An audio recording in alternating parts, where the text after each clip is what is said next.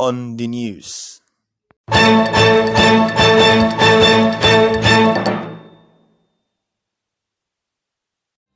Naira Marley and three others remanded for alleged conspiracy and murder of singer Mohbad. Ministerial nominee collapses during Senate screening.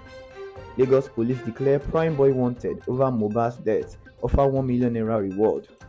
Senate confirms three new ministerial nominees following President Tinubu's request. OAU students stage protest against tuition hike, reject 21% reduction.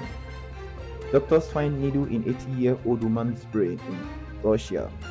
Chelsea's captain Reece James received one match ban and €90,000 fine for tunnel incident. To listen to the news in full, kindly click on the link below.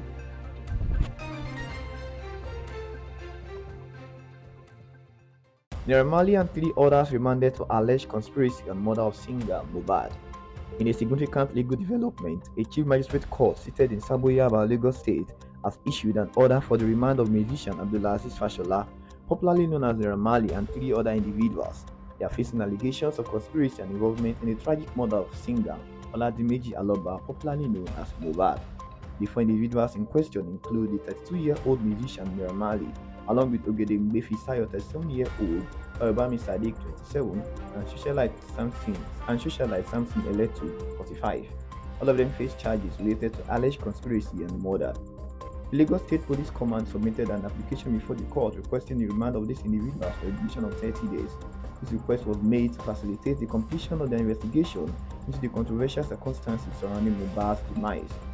During the court proceedings, DSP Umar Bello and ASP Augustine Nwabuizi, representing the police legal officers, sought the remand of the defendant for a specified period. Chief Magistrate Adiola Latumbosun, after considering the application, ordered the remand of the four individuals for a period of 21 days. They are to be held in the Police State Criminal Investigation and Intelligence Department (SCID). The case has been adjourned until October 25th, allowing for further legal proceedings. In addition to the remand order, Magistrate Olatunbosun also ensured that the suspect's rights were upheld. She directed that they should have access to medical care and the legal representation of their choice during this period.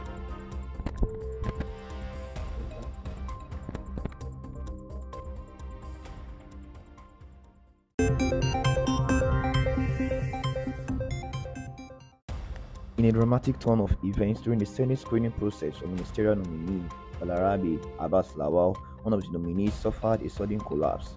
However, swift medical attention and intervention led to his revival, prompting an ambulance to be dispatched to the Senate chamber. Lawal, one of the three new ministerial nominees under scrutiny, was escorted out of the Senate chamber for medical assessment, while the screening process continued with Ayodele Olawande representing Ondo State taking the stage. Lawal had been the second nominee to face the Senate panel after Senator Koyemi Bamidele, the Senate leader, moved a motion to extend the sitting beyond the scheduled 2 p.m. to ensure all items on the agenda for the day were addressed. During his brief interaction with the Senate, Lawal highlighted his extensive experience in government service and expressed his intention to bring this wealth of knowledge to the cabinet of President Bola Tinubu's administration, emphasizing significant roles, including serving as the secretary to the government on 3 occasions since 2015, essentially making him one of the longest-serving individuals in that position in Nigeria. Lawal's word resonated with aspirations to contribute positively to policy making and change initiatives in the country, both at the federal and state levels. As he concluded his remarks, he expressed gratitude to the Senate members for their attention and thanked the President of the Senate for the opportunity to address the chamber.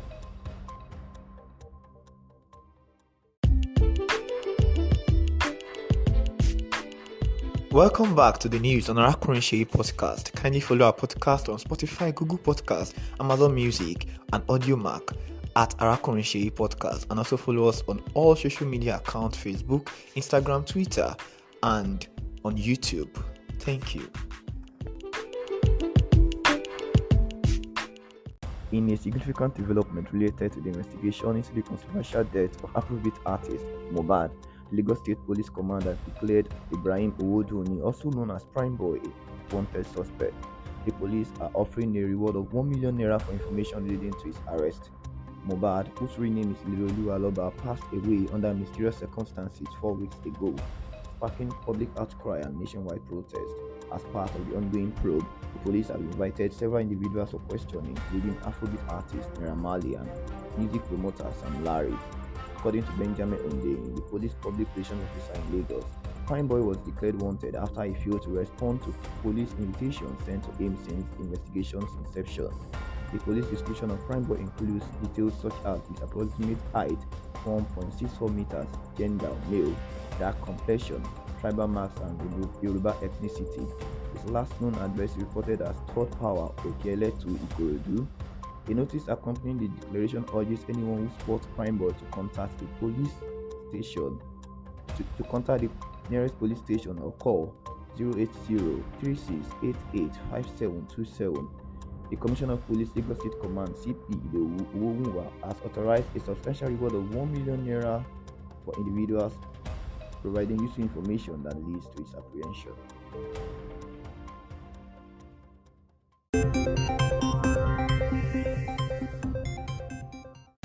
In a swift and decisive move, the Senate has granted confirmation to 3 additional ministerial nominees, expanding the roster of individuals set to serve in key government roles. The newly confirmed nominees are Jamila Ibrahim representing Kwara State, Olarabe Lawal representing Kaduna State, and Ayodele Olawande representing Ondo State. This pivotal development transpired shortly after President Bola Tinubu addressed the Senate with a formal request for the confirmation of these nominees. The confirmation process unfolded efficiently, with proceedings commencing around 1 p.m. on Wednesday. Senate President Godswill Akpabio, overseeing the session, presented the nominations to the Senate, culminating in a voice vote. With resounding support from the senators, the 3 nominees received the endorsement required for them to assume their ministerial roles. This confirmation reinforces the commitment of the Red Chamber to facilitate the appointment of educated individuals who will contribute to the governance and leadership of the nation.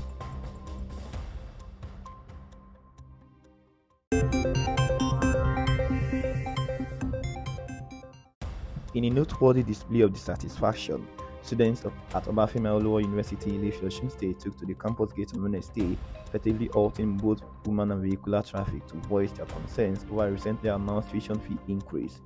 The university management urged the students to address their grievances with the federal government. The controversy ignited after the university administration initially reviewed plans to raise tuition fees. Subsequently, student leaders held a press conference demanding a 50% reduction in the fees. However, following negotiations, the management only agreed to a 21% reduction, which failed to appease the students and ultimately led to the protest. As early as 7 a.m. on Tuesday, the campus gate was sealed off, preventing staff from entering the institution. The public relations officer of the university emphasized that the students should direct their concerns toward the federal government rather than university authorities. In a bold statement, the protesting students vowed to continue their demonstration and even disrupt vehicular movement on federal roads within the state until their demands for a more substantial reduction in tuition fees are met.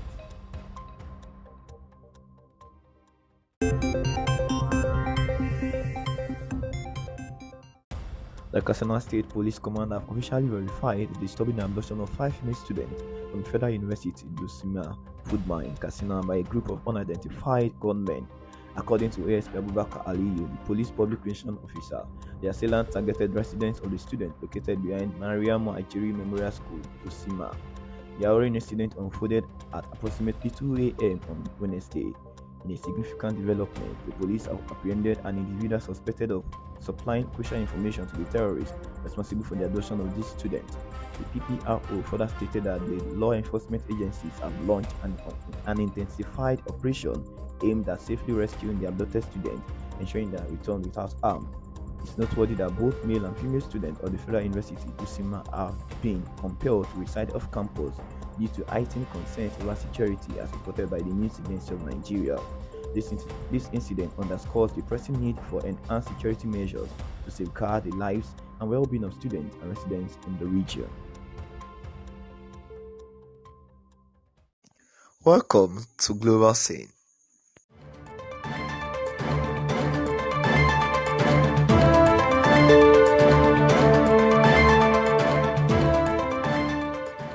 Doctors find needle in 80-year-old woman's brain in Russia.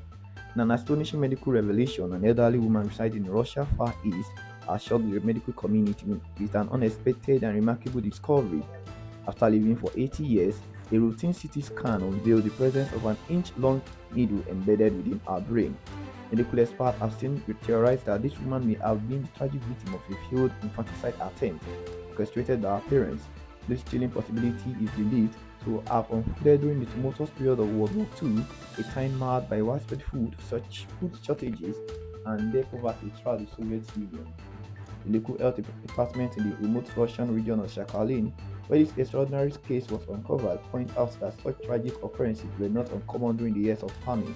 To conceal any evidence of their heinous acts, her parents allegedly opted to leave the needle inside their infant daughter, effectively hidden from view.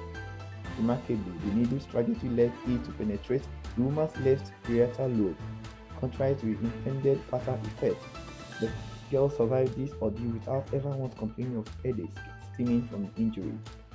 Her life was not considered to be in immediate danger. In the present day, the attending physician is closely monitoring her condition. Doctors have decided against attempting the needle's removal, saying it could potentially worsen her health. This extraordinary case serves as a pregnant reminder of the hardships endured during a tumultuous era in history, with this woman's endurance, resilience standing as a testament to the indomitable human spirit.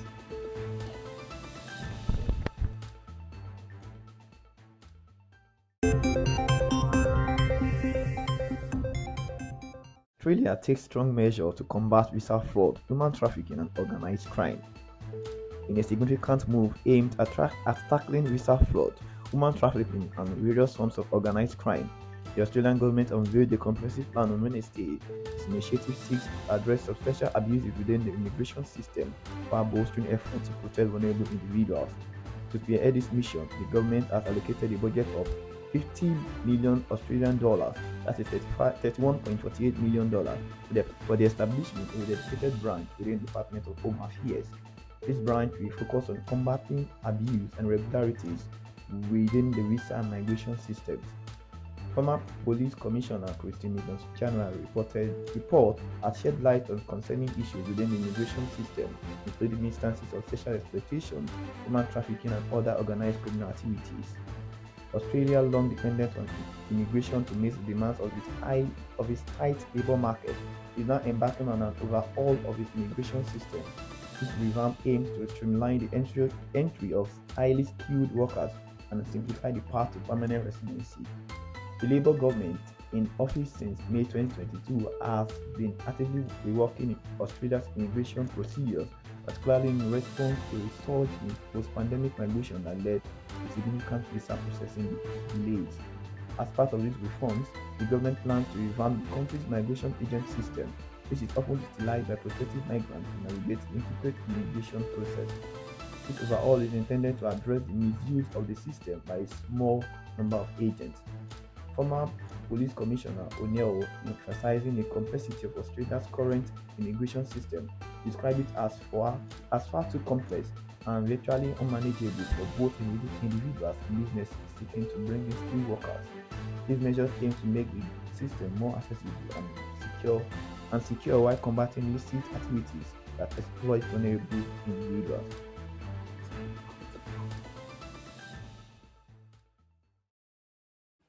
Welcome to Sport Update.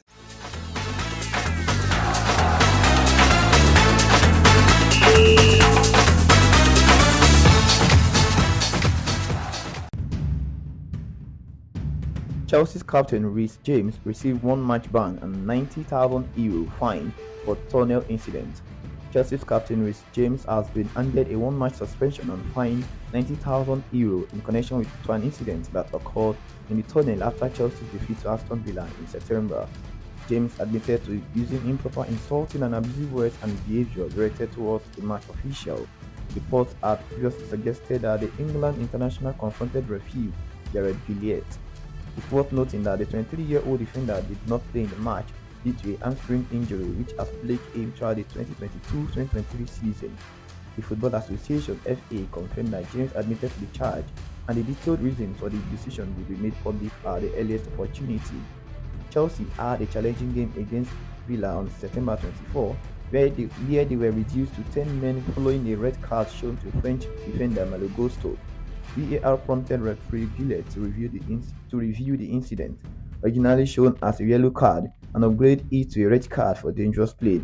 Under the leadership of new manager Mauricio Pochettino, Chelsea currently stand 11th in the Premier League with just 2 wins in their first 7 league matches of the season. And it's a wrap on the news on our current podcast. Kindly follow our podcast on Spotify, AudioMac, and Google Podcasts. Thank you for listening.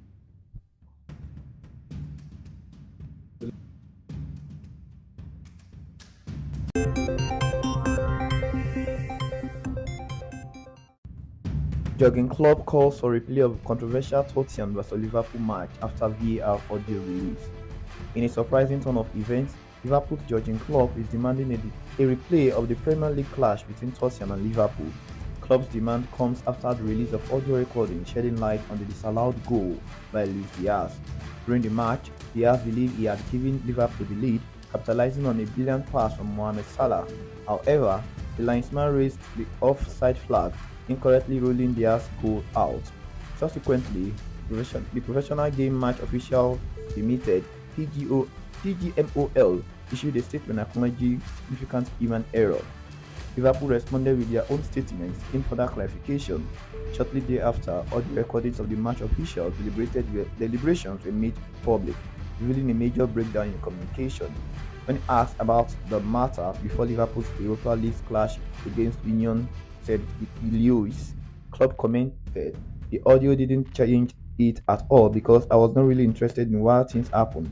I saw the outcome, I saw a goal, and I saw it didn't count. It's really important that we deal with it in a proper way."